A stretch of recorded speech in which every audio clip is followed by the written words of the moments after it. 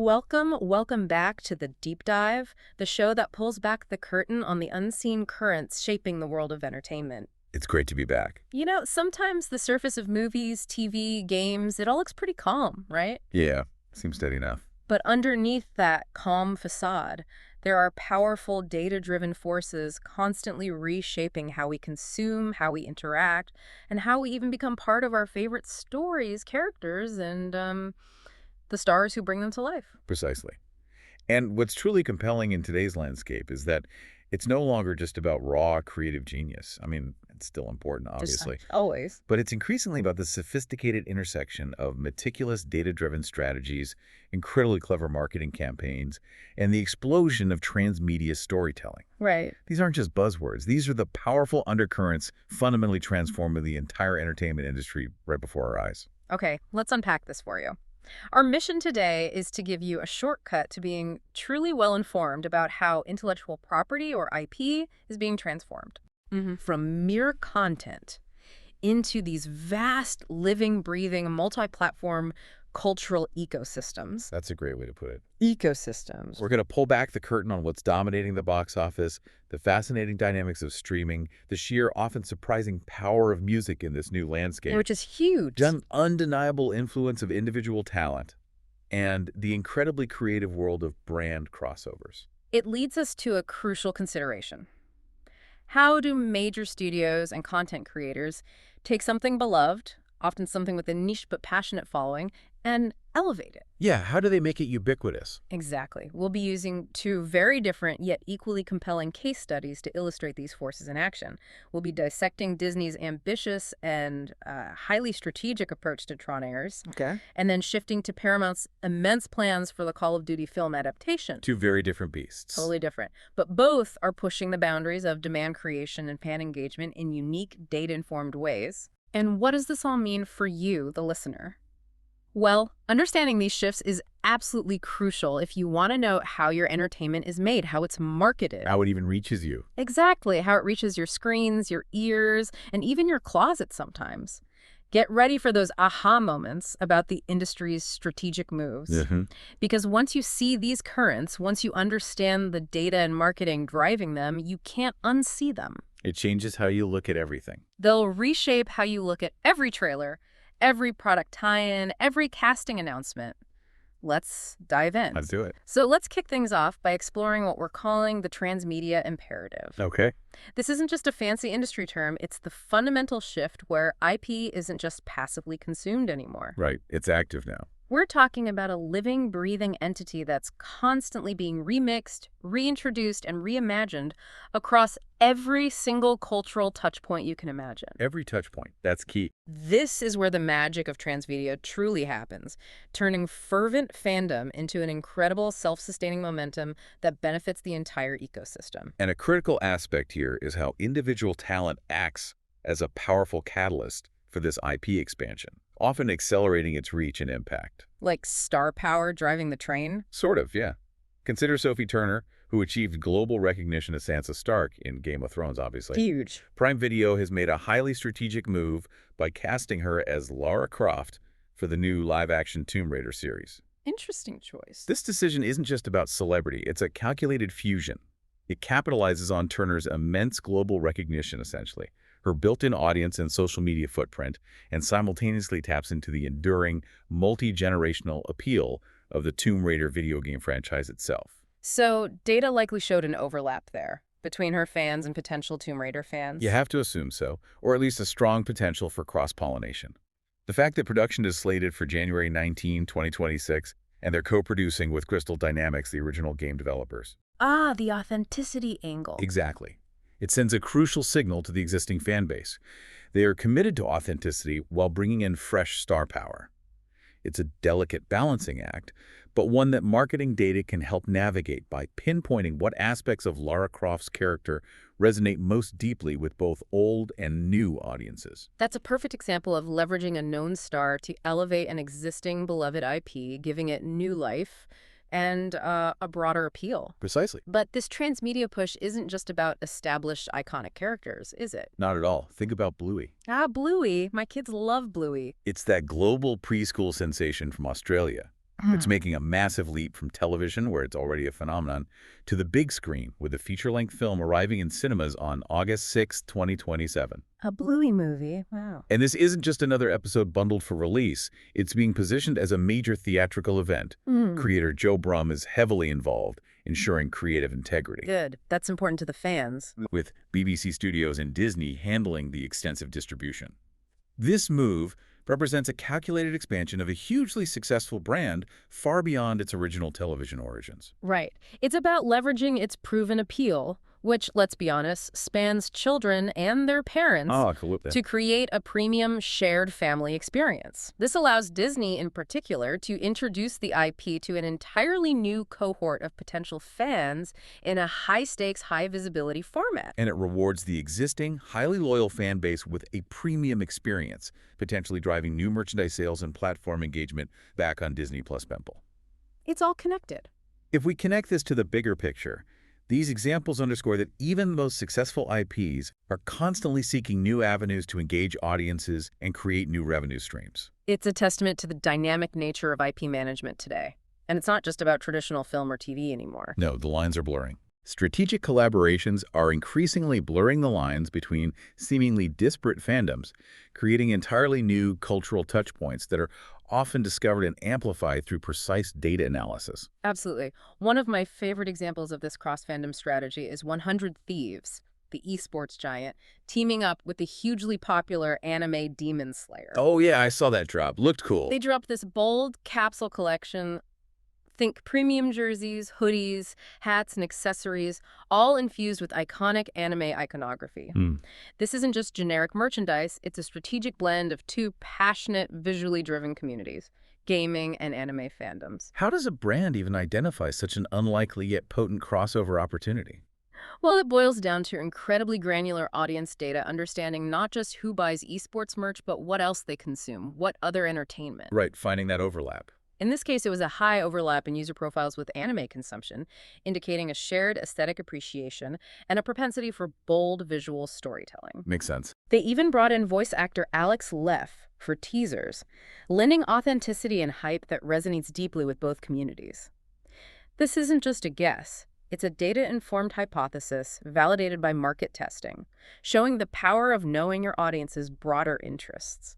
That's a crucial point about identifying shared psychographics rather than just demographics. Yeah. And it's not just global multi-million-dollar collaborations, right? Yeah, not at all. This strategy is also incredibly effective when tailored for specific regional markets. Consider the TVS Raiders Super Squad edition in India. Okay, what's that? This is a unique crossover featuring Deadpool and Wolverine-themed bikes. Marvel bikes in India? Yeah.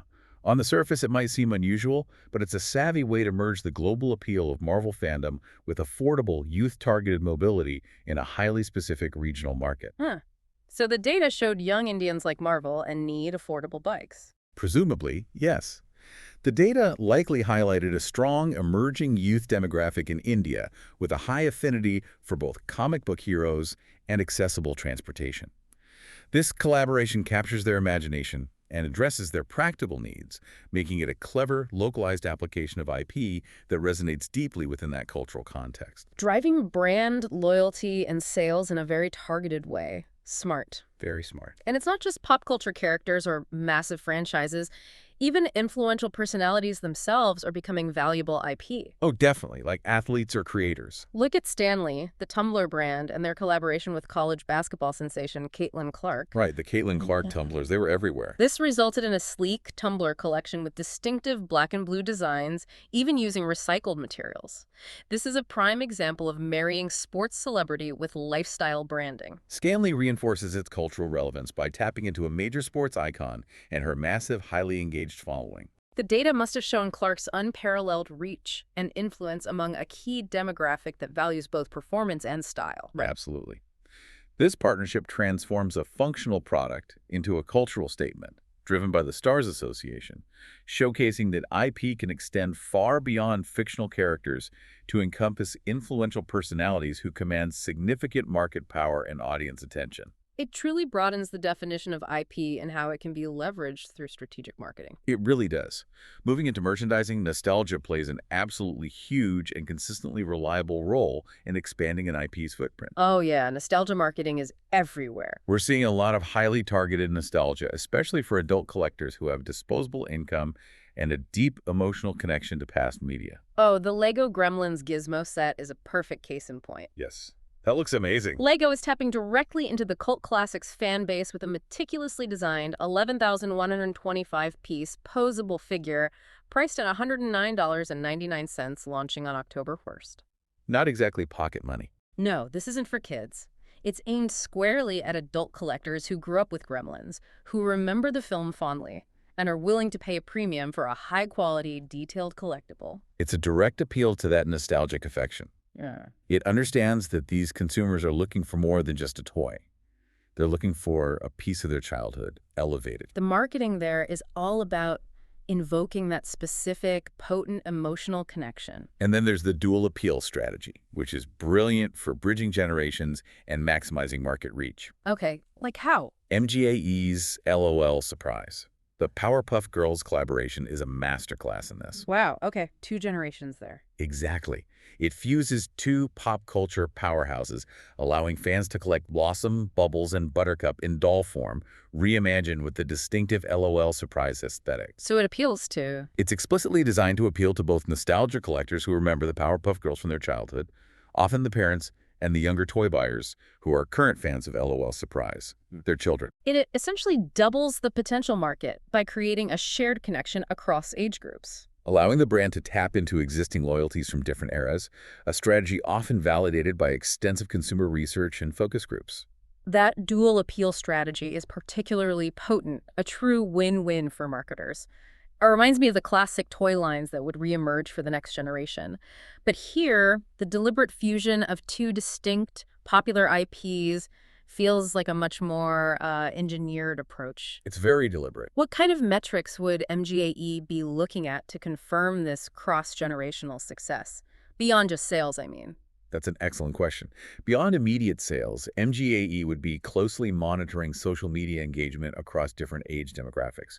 Are parents posting about their kids playing with these dolls, sharing their own childhood memories? Right, the user-generated content. Are there online discussions within collector communities? They'd also track the average age of purchasers, cross-referencing that with their loyalty program data to see if the product is indeed attracting both segments. And maybe sentiment analysis. Absolutely. Sentiment analysis on product reviews would be key to understand if both groups feel their expectations are being met, that the dolls are authentic enough for the nostalgic parent and exciting enough for the child. It's all about validating the hypothesis with real-world data. Fascinating. And celebrity-driven customization is also a huge trend in fan culture, turning products into direct extensions of a star's persona. For sure. Mattel's Billie Eilish Uno deck is a fantastic example of this. Oh yeah, the green and black one. This drop blends fan culture with gameplay, reimagining the classic card game with Billie Eilish's unique visual style, her distinctive greens and blacks, her signature motifs, and even incorporating custom rule tweaks that she herself desired. She wanted rule changes. Apparently, this isn't just slapping a famous face on a box, it's a co-creation. It cements Uno not just as a game, but as a canvas for celebrity-driven merchandising, making the product truly unique to the artist and appealing directly to her devoted fan base. That deep level of customization transforms a ubiquitous game into a coveted collectible. What's truly insightful here is how experiential and even food-based fandom extensions are becoming critical components of IP expansion. Food? Like how? To mark Hulu's highly anticipated King of the Hill revival, Whataburger, that iconic Texas institution, is spotlighting Hank Hill's favorite, the #2 Double Meat Burger. That's perfect. So Texan. This Texas-rooted partnership strategically merges food and fandom while rewarding loyalty program users with special perks. It's about creating a tangible, real-world connection to a beloved show, tapping into the sensory experience of taste and smell. Which can evoke powerful nostalgic feelings. Exactly. The marketing here leverages regional pride and existing consumer habits, making the IP feel even more ingrained in daily life. This strategy is precisely targeted by data showing strong regional affinity for both the show and the restaurant. And speaking of food-based tie-ins, how about Maxibon's Upside Down Bond for Stranger Things in Australia? The upside down bond. Love it. It's a limited edition ice cream bar with split coatings of black biscuit and red chocolate, perfectly timed to the show's final season buzz. That's a hyper-specific, regional, and perfectly themed product extension that generates excitement and engagement around the IP. It's a fleeting, seasonal item designed to capitalize on peak buzz, creating a sense of urgency and collectability among fans.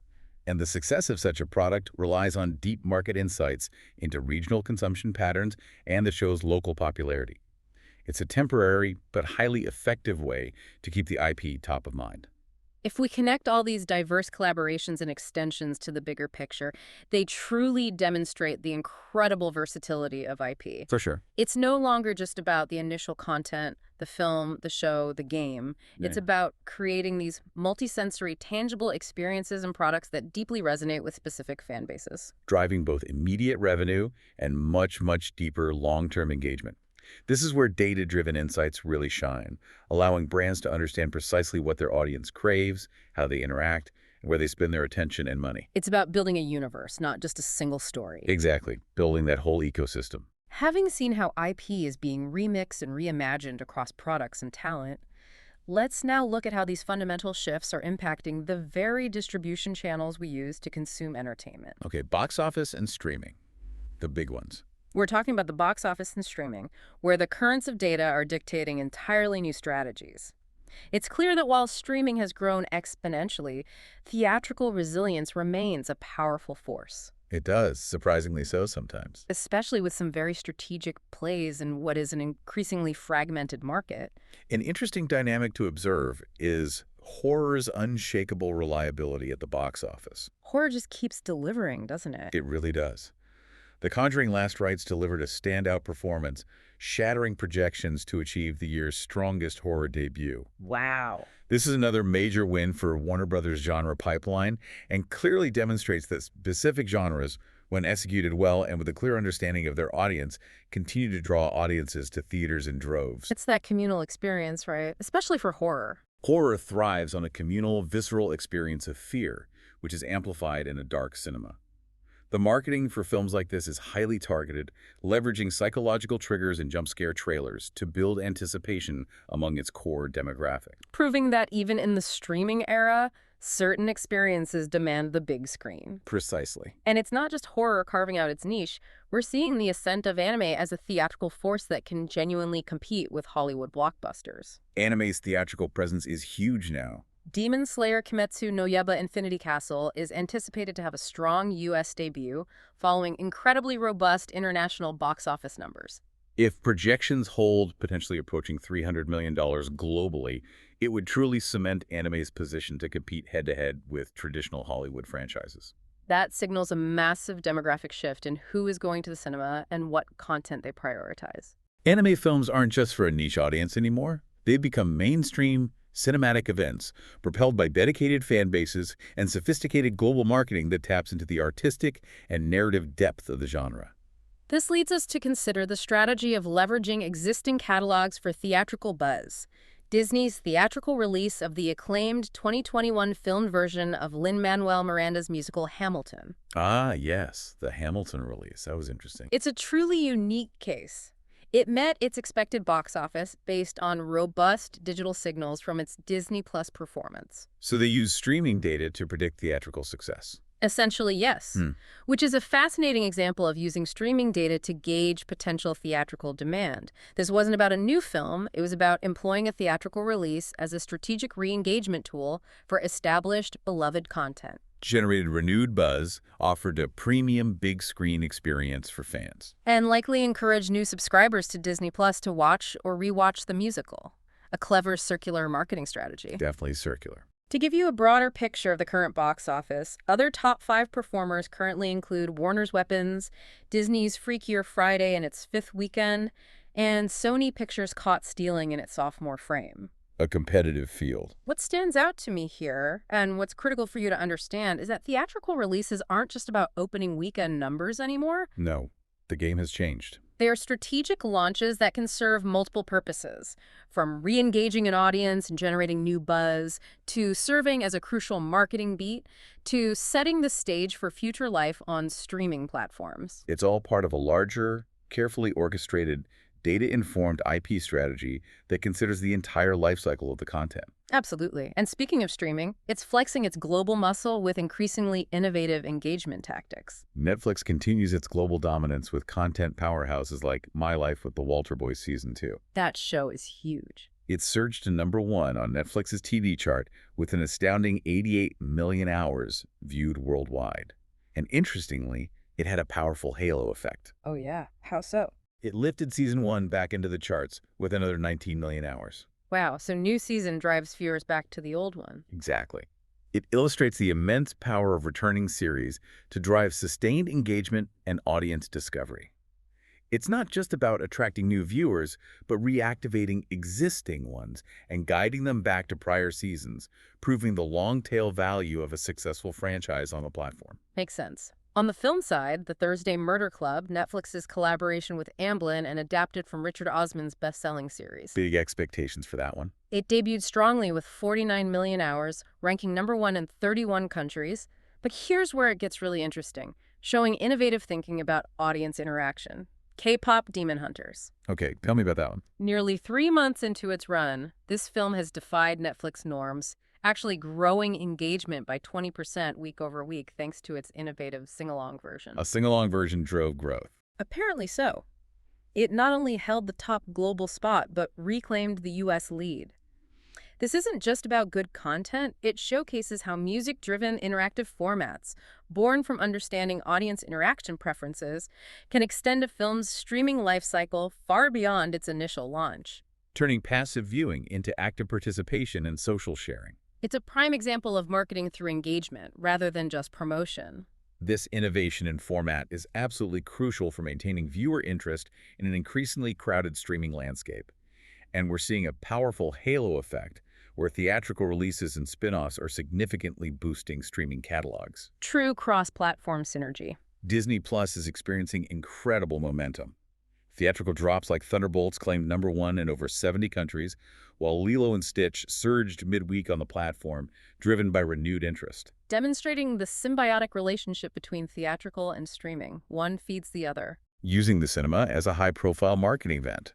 Even Alien Earth continues its strong global performance, charting on Hulu as well, highlighting how different platforms within a single company's ecosystem can amplify each other. And it's not just new theatrical releases generating this uplift, right? Not at all. We're seeing a similar effect with existing catalogs.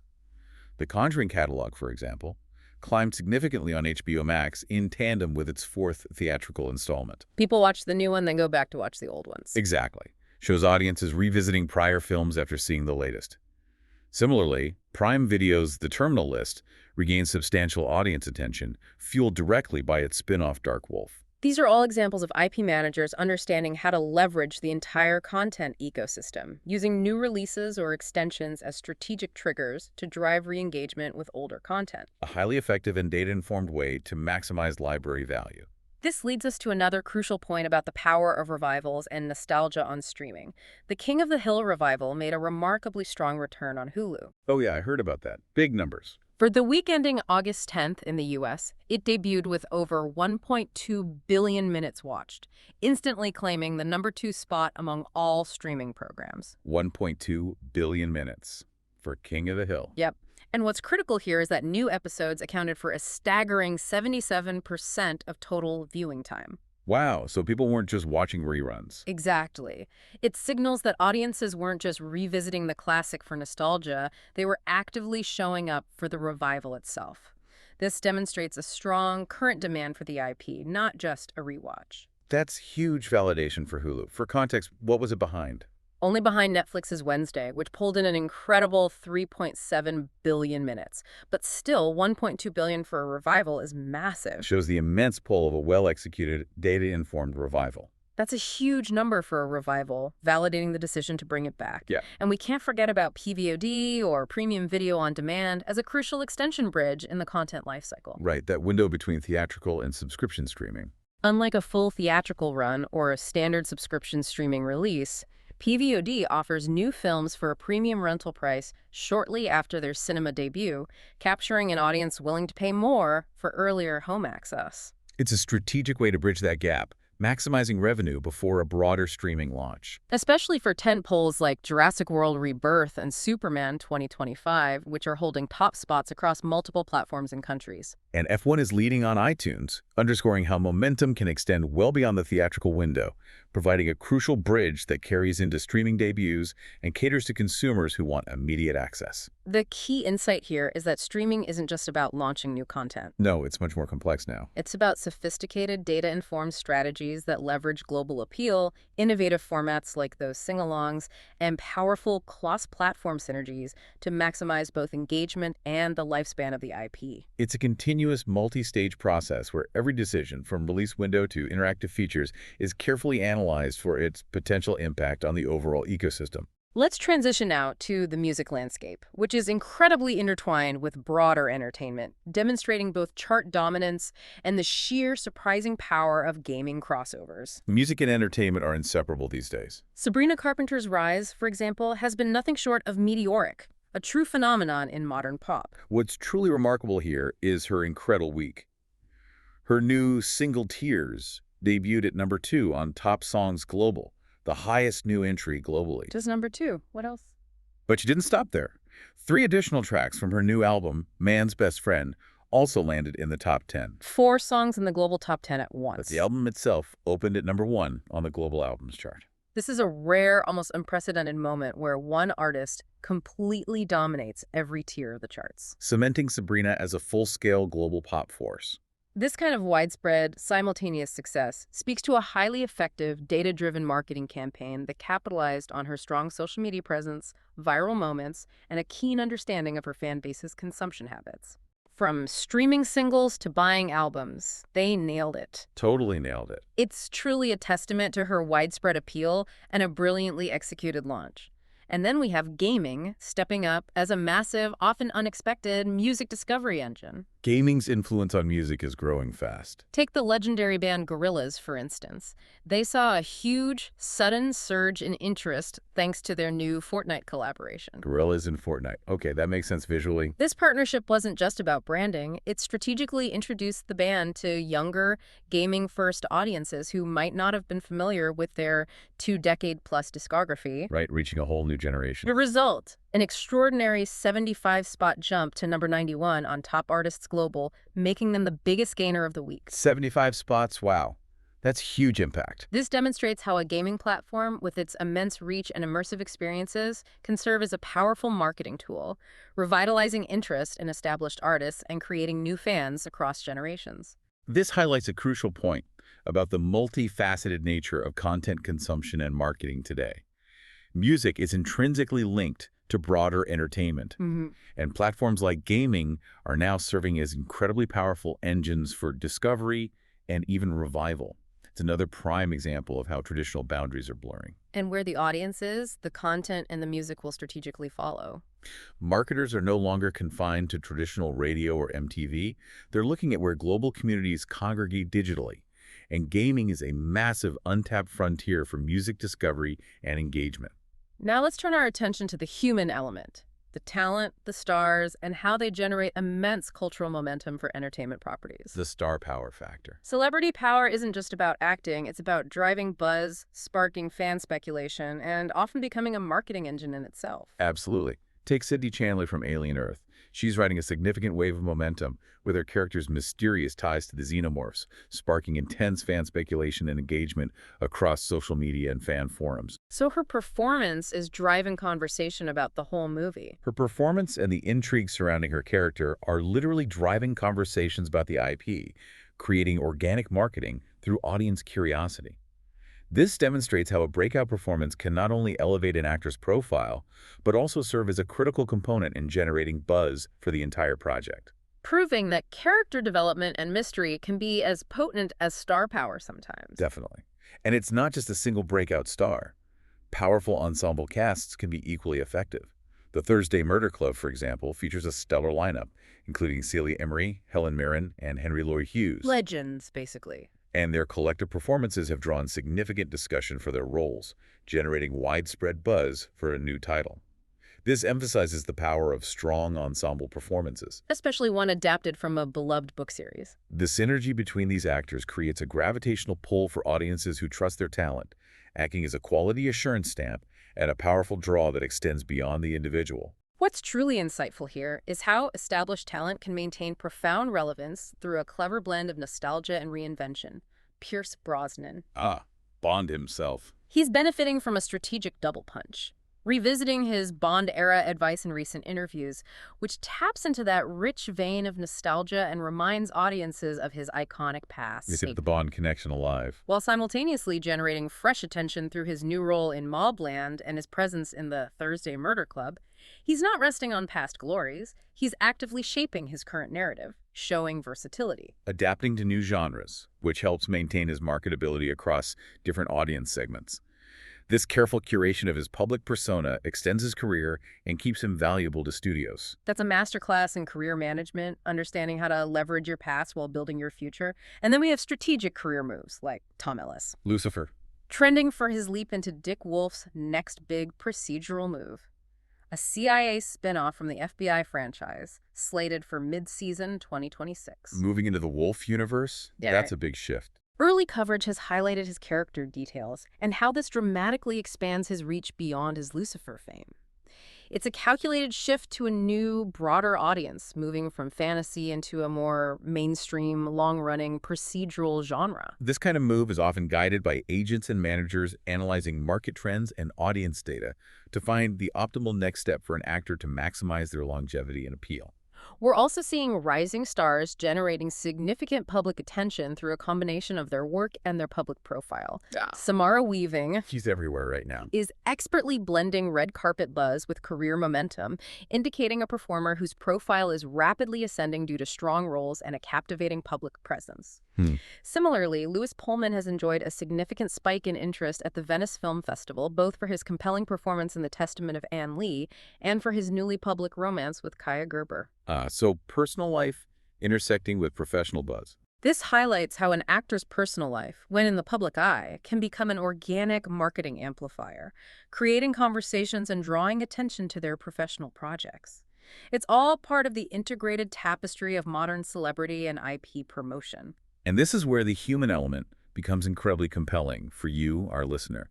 It's not just about what these stars do on screen. Right. It's how their choices, their public personas, even their personal lives, become these powerful organic amplifiers for the very properties we're discussing. Their data, their reach, their public narrative, it's all part of the marketing equation, significantly contributing to the broader cultural momentum of entertainment properties. Creating conversations that extend far beyond the screen and into our daily lives. Now for our first deep dive. Tron Ares, can Disney take a cult IP with a loyal but relatively niche following and truly transform it into a global event? This is a fascinating strategic bet for them. A high-stakes experiment in demand creation. What's truly intriguing here is that Disney has officially shifted the Tron Ares campaign into overdrive, demonstrating a sophisticated, data-driven strategy. Yeah, this isn't just another movie release for them. No, it's a test case, a strategic experiment in how far demand creation, precisely engineered through data and innovative marketing, can take a historically niche franchise. And potentially reframe it into a global phenomenon. They're trying to broaden its appeal far beyond its existing fan base. Okay, let's unpack their multi-pronged rollout for maximum reach because it's incredibly detailed and layered, almost like a masterclass in modern marketing. Lay it out. First, there's a new IMAX formatted trailer specifically designed to sell sheer scale and spectacle, immediately signaling a premium theatrical experience. Gotta sell that IMAX difference. Then, for the first time ever with this level of integration, tickets are on sale with a native TikTok buy button through Fandango integration. Buying tickets in TikTok. Wow. A direct, frictionless path to purchase right from where a massive, often younger audience is engaging. This reduces friction and capitalizes on impulse. If we connect this to the bigger picture, it shows an incredibly sophisticated understanding of the modern consumer journey, meeting them exactly where they are. And it's not just digital. No. Beyond digital, they're launching extensive theme park overlays on September 15 in Walt Disney World in Shanghai, weaving Nine Inch Nails' distinctive score into the light cycle attractions. Connecting the film to physical immersive experiences, activating different touch points for fans. It's a psychological play. By physically immersing fans, they deepen engagement and create lasting memories that link directly to the IP, making the film's world feel tangible and real long before they step into the cinema. Plus, those experiences generate huge social media buzz, right? People sharing photos and videos. Exactly. Visitors share their immersive encounters, becoming organic promoters for the film. And of course, there's the inevitable but strategically vital nostalgia play. We gotta have the nostalgia. They're releasing 4K re-releases of both Tron 1982 and Legacy on September 16 to reignite interest in the franchise's history, priming the audience and reminding them of the saga's legacy. Getting people caught up or reminding them why they liked it. Plus, they're deeply engaging with the creator economy, a critical marketing channel today, by seeding assets across cosplay, gaming, and tech verticals. So giving influencers and creators tools to make Tron content. Exactly. This isn't just traditional advertising. It's empowering the community to become part of the marketing, leveraging their creativity and reach to generate authentic buzz. And this leads us to an important consideration: the mega influencer collaboration. They've enlisted Mr. Beast, Mr. Beast, for Tron, arguably the biggest individual creator on YouTube, to gamify the light cycle for his massive global audience. Okay, that's a bold move. How does that even work? This tactic is designed to merge fan engagement with commerce in real time, tapping into a demographic that traditional advertising might completely miss. It's an acknowledgement that for a huge segment of the audience, Mr. Beast's content is entertainment. It's true. And integrating Tron Ares into his universe is a direct path to relevance. This is a high-risk, high-reward strategy that leverages his authenticity and reach to create a viral marketing moment. But here's the core dilemma, the open question at the heart of this strategy.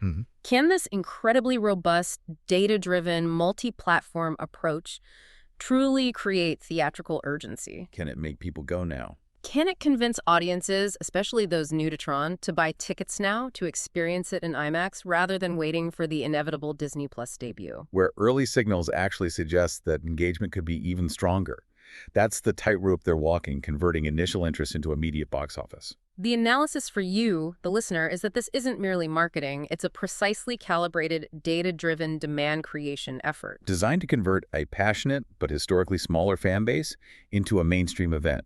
It's about minimizing the inherent risk of a niche IP while maximizing its potential by leveraging every available touchpoint and data insight. They're attempting to engineer a cultural moment. Essentially, yes. And they're tracking those early signals and global buzz in real time, which is absolutely fascinating and highlights the agility of modern marketing. The data shows the buzz is already scaling beyond the core fandom, which is critical for a niche IP like Tron to break out. What's particularly insightful here is the granularity of the regional performance indicators. In North America, IMAX and 3D presales are already trending upward, clearly buoyed by the localized activations and strong theatrical marketing. In the UK and Europe, Nine Inch Nails' involvement is fueling extensive coverage across music and film press. Right, tapping into that specific angle. With localized creators amplifying the hype and tapping into their specific cultural nuances. This shows a bespoke, rather than blanket, approach to global marketing. And across the globe, it's just as granular, demonstrating a truly global yet localized strategy. Southeast Asia exhibitors and TikTok creators are actively remixing Tron's visuals ahead of the October 9 release, showing organic adoption and cultural integration. While China's Disney fan networks are highly engaged with the Shanghai Park overlay news, generating buzz within a crucial market. And even in historically underperforming markets like Latin America and India, gaming and meme creators are pushing mentions well above niche comparables like Blade Runner 2049. Suggesting a broader, more successful penetration than anticipated for a sci-fi film. This insight is key for understanding modern global marketing. This granular, real-time tracking demonstrates how data allows marketers to understand precisely where buzz is originating.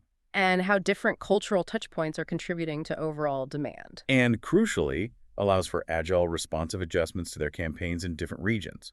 It transforms marketing from a static campaign into a dynamic, data-optimized process. Let's talk about the box office projections and the strategic consumer products. Domestically, what are we looking at? Box office models currently suggest Tron Ares will debut in the $45 million plus range, roughly tracking at or above Legacy. Which is a solid starting point for a cult franchise, I suppose. It is.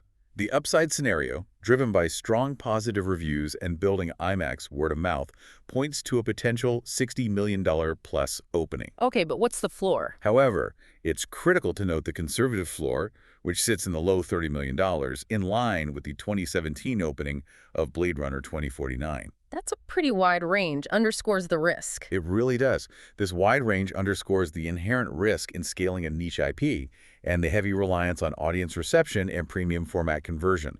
It's a spectrum of outcomes, all highly data contingent. Globally, what are the scenarios? The base case sits at $375–400 million, with an optimistic upside ceiling near $550 million if key Asian markets, particularly China, over-index significantly. And the downside? But a downside scenario could see totals closer to $200 million if turnout remains confined mostly to existing dedicated fans. So the stakes are definitely there, and every market, every data point will be scrutinized. What's particularly insightful here is the targeted consumer product strategy for Tron Ares. You mentioned it's not a four-quadrant juggernaut. Correct. That's industry speak for a property that appeals equally to all four key demographics, male and female, under and over 25 like Marvel or Star Wars. Tron isn't that. So what is the strategy then? Instead, the primary licensing opportunity lies in its distinctive, neon-drenched, tech-driven aesthetic for higher-margin collectibles. They're playing to its strengths, not trying to force it into a mold it doesn't fit. This means projected year-one wholesale revenue from consumer products is around $30 million. Roughly, yes, which is considered highly efficient and profitable given the specific product type and the target demographic. And the key categories are specifically curated. Glowing streetwear drops, high-end light cycle replicas for serious collectors. And gaming accessory tie-ins with partners like Razer or Logitech, tapping into that tech-savvy audience. And of course, the theme park synergy plays a huge role, with exclusive merchandise at the light cycle attractions serving as both immersive marketing and an incremental revenue stream. Tying the physical experience directly to purchase. The listener takeaway here is critical.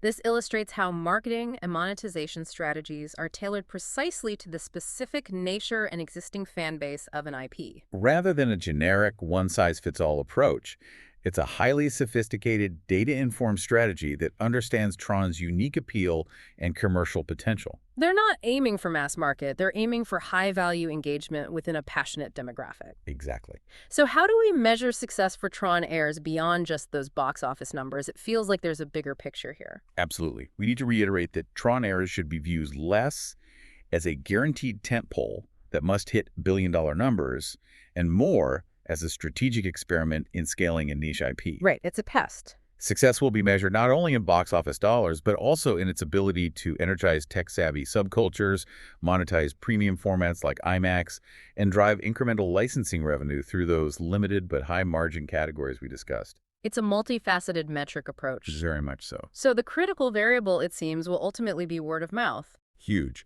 If reviews land north of 75% on Rotten Tomatoes, and social momentum truly builds around IMAX as a must-see experience, Disney could actually convert a cult event into broader mainstream traction. It really highlights the power of critical reception and audience sentiment in today's interconnected world. And conversely, if those critical and social signals don't materialize, Ares risks becoming another visually stunning but commercially middling sci-fi entry. But even then, it sounds like they planned for that. Exactly. However, it's crucial to note that this was an experiment carefully calibrated to minimize risk, with a swift pivot to Disney Plus in early 2026 already factored into the strategy. So Tron Ares is a truly fascinating case study in how a major studio is using cutting-edge data and precise marketing to test the limits of IP expansion and demand creation for a very specific tech-forward audience. It's a bold gamble, but one based on deeply analyzed potential. Let's shift gears now to our second deep dive, Call of Duty.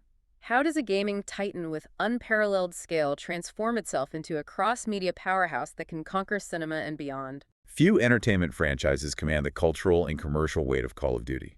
I mean, the scale is just immense. The numbers are staggering, right? Across more than 20 mainline titles and 2 decades, Activision's flagship series has sold over 500 million copies and generated nearly $30 billion in lifetime revenue. $30 billion. To put that in perspective, this places it in the same elite league as Pokémon, Super Mario, and Grand Theft Auto, cementing its status as an absolute juggernaut of interactive entertainment. This isn't just a game, it's a global phenomenon built on consistent innovation and deep fan engagement. And the momentum isn't slowing down one bit. It maintains roughly 100 million monthly active users and boasts a staggering global player base of 335 million. Still growing after all this time. It's one that continues to grow and evolve with its audience. Its mobile expansion has been especially transformative, generating an incredible $1.8 billion in revenue to date. Mobile alone is huge. And achieving significant penetration in crucial emerging markets like Brazil, India, and Mexico, tapping into entirely new segments of gaming enthusiasts. And the esports side. Esports is equally crucial to its ecosystem. The 2025 Championship Finals set new viewership records, cementing Call of Duty's place as both a fiercely competitive ecosystem and a genuine cultural staple, drawing millions of viewers globally. The listener relevance here is clear. This is not just a game. No, it's a colossal global entertainment force that provides an incredibly rich and deep foundation, a pre-existing universe of characters and narratives for cross-media expansion into film and other ventures. Its sheer scale offers unprecedented opportunities for marketing. Huge opportunities. Now, let's talk about the upcoming live-action adaptation. How do they weaponize this existing immense recognition at such a massive scale? What's truly compelling here is the cultural depth of the franchise, which already transcends gaming. Characters like Captain Price with his no-nonsense leadership, Soap McTavish's dry humor, And Ghost with his instantly recognizable skull mask. they are as mimetic as they are iconic. They appear in countless cosplays, memes, and online shorthand, deeply embedded in pop culture. This built-in recognition, this pre-existing emotional connection with millions, is an immense, invaluable asset for a film adaptation. It significantly reduces the burden of character introduction and world building. So, a live-action film offers the chance to truly weaponize this existing recognition at an unprecedented scale, potentially turning these familiar operator faces into big-screen archetypes. Archetypes that resonate with a global audience. Box office models suggest a strong case scenario in the 500–650 million worldwide range. Positioning it alongside top-tier military thrillers if it's marketed as a true event film. The potential here is enormous, especially with the built-in audience, but it requires a very specific approach to marketing and storytelling. This leads us to a critical decision point about the strategic story paths, a core decision for the adaptation that will dictate its marketing and target audience. Right. Which Call of Duty story do they tell? A modern warfare narrative, for instance, offers the broadest four-quadrant appeal, with clear villains, globe-trotting action, and beloved anchors like Price, Soap, and Ghost. That's often seen as a safe, proven path to mainstream success due to its relatable themes and fast-paced action.